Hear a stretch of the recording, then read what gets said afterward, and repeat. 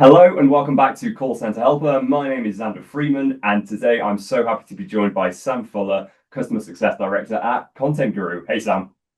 Hey, great to see you today.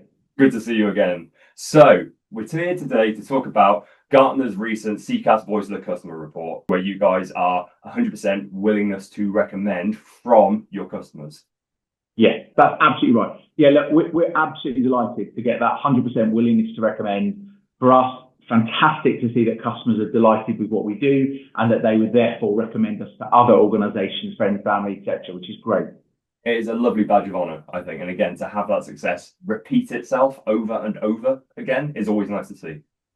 Yeah, I think it is. And for us, it's the very core of our organization, which is through CCaaS as a service, is what we talk about. So, it's in the CCaaS market, but this is really about one step further. How do you really build a partnership with customers to be there and help them and guide them through their challenges and help find solutions to those problems? And for me, a willingness to recommend is the best accolade you can have that shows that you really are impactful with those organizations. Yeah, and I think, to be fair, I think it's reflective of what I've seen from your customers as well. I was fortunate enough to be at Brain 2050 with you guys. We were saying earlier, it feels like a lot longer ago than it was, but it's only a couple of months back. And I was, again, fortunate enough to interview some of your customers there, talk about their sort of CX success stories. And you can see there is the partnership there that you mentioned. There is a collaborative approach to what you're doing. Yeah, it's at the very core for us. When we go into this, it's not just about delivering a solution or a product. Absolutely not. It's about how do we partner with you to really understand your organization. We've talked about this before. We have verticals, we have expertise in those sectors. And what we're trying to bring out there is the best practice and insights to offer that kind of trusted partner and guide through them with the customer. Whatever those challenges, things come up that we can help with, absolutely, we're going to be there alongside. And if things come up where we can't, we're going to be totally transparent about that. And that's, for us, the very core of our organization. I think that's it. I think, again, that tracks with what Martin was saying after the announcement as well, right? There's a lot of collaboration. There's a lot of goodwill at the moment with what you guys are doing. Yeah, without a shadow of a doubt. 100%. So let's talk about, so we've got you on video with me, Customer Success Director. We've got the 100% there. That's nice, but let's get into something a little bit more substantive. In your role, let's talk about some of the recent CX successes that you've been seeing with Content Guru's customers.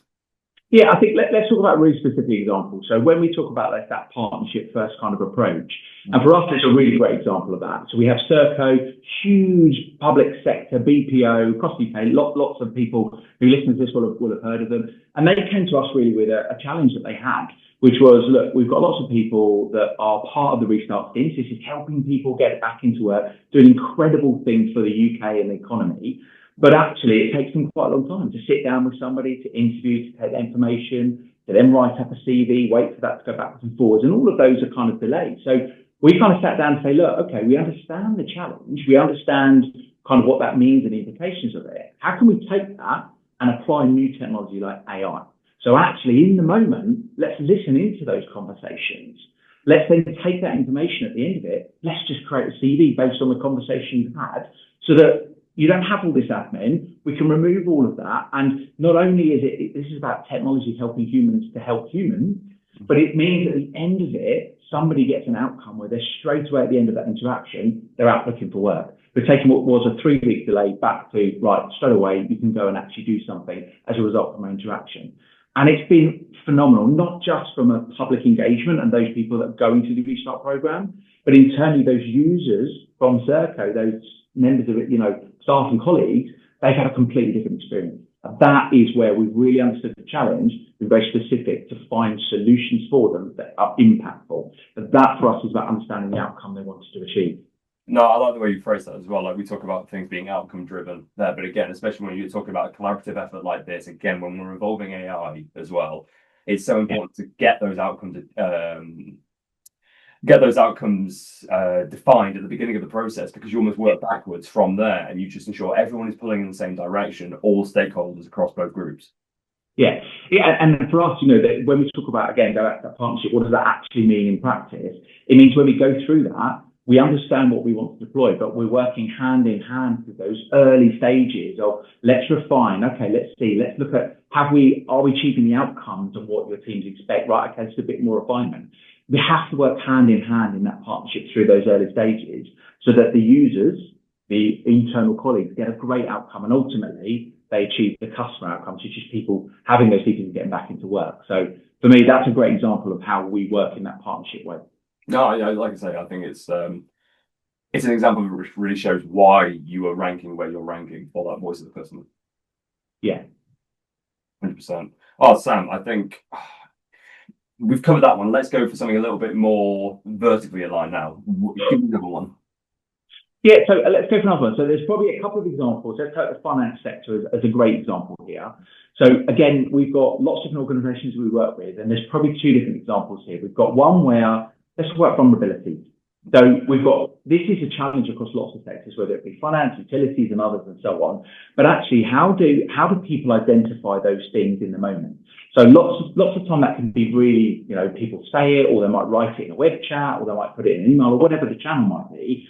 But you're relying on humans to be able to spot that. And we know that based on people's emotional intelligence, we're not all perfect on that. So this is where technology can help assist the agents. So what we've understood there is, okay, the outcome you want to do is to really understand in an interaction, let's alert the agent to what vulnerabilities might have occurred during that interaction or across multiple different channels. And then what we're doing is raising that to the agents that it's at the forefront and it's not missed. So what we've worked with in this particular financial organisation is to go, okay, we understand the outcome you want. Now let's go into a little bit more detail about what those triggers might be. Then we've done workshops with agents to really understand, let's see what you do today. How would this work? And then once we understand all those elements, then we can go back and go, okay, we think actually here's a combination of using some natural language processing, using a bit of AI over here to, again, listen into those and analyze those text conversations as well across different channels. And what we've now got is this amazing kind of agent assist where they can just go about their conversation, really focus on that customer engagement, and the system's going to help actually highlight things. And then it'll tell them if they've missed things. So it's almost like this little helper on your shoulder that says, don't worry, we've got your back. We're going to help you if things get missed, and just make sure that we're nudging you with things that are helpful. That's where technology can really make a difference. Not taking over the agent, but assisting and being on their shoulder to nudge them when they might have not quite covered something that they need to. I love that. I think there's a few different points I'll probably raise now. I mean, you've got, obviously, when we talk about AI as well, there's a lot of talk about artificial intelligence there, but there's also the emotional intelligence component as well. So it's marrying the two together really nicely, which I like. Yeah, I think it is. And, we have to be really clear. We did a conference I was speaking a little while ago, and we were talking about that emotional intelligence. And there's something like only about 60% in the UK, adults actually have high emotional intelligence. So we have to acknowledge that everybody's going to be perfect at spotting those cues and the saids and the unsaids. Yeah. But that's where technology can really come in to just give that overarching confidence that the agents, covered and that we're helping them in the system now.